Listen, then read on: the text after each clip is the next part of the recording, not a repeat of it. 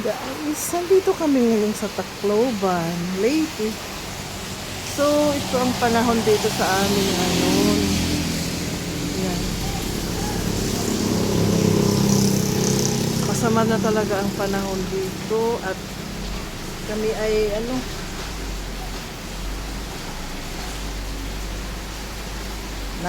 na magkakaroon ng bagyo. Mamaya daw ang dating mga 11 ng gabi. So ngayon hapon pa lang, alas 12 ata ngayon. So, ganito na ang namin dito. Excuse me. Ayun, natatakot na kami kasi yung darating daw na bagyo dito ay baka kasing lakas daw ng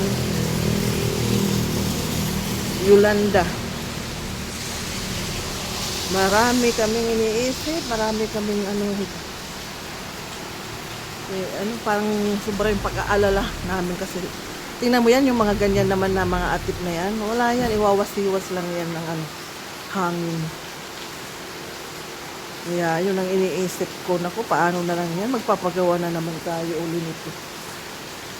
Yan marami yan ng mga atip na ganyan doon sa likuran.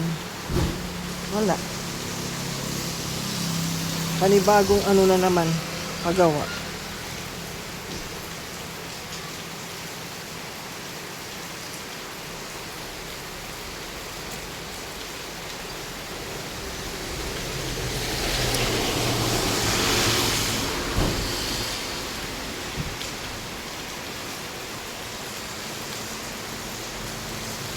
Ayan.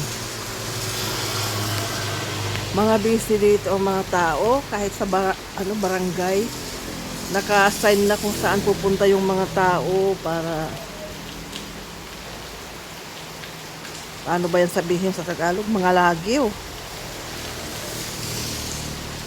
Yan, ang Zone 3, ito yung dito sa amin yan. Papunta dito sa bahay sila. Meron din kaming evacuation center nandun sa unahan.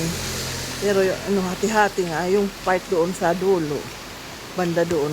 Yung kalsada na yan papunta doon sa yan, papunta doon ang kalsada, papunta doon. Yan.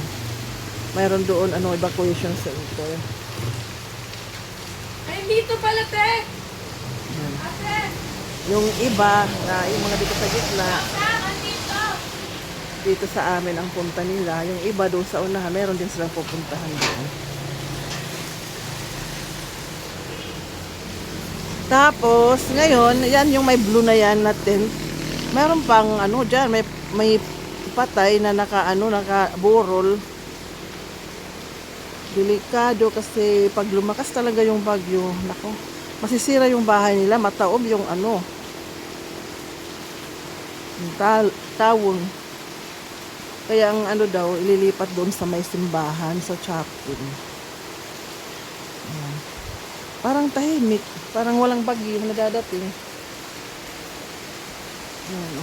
Pero sana naman, wag naman dumating. Yun na lang ang Nandito,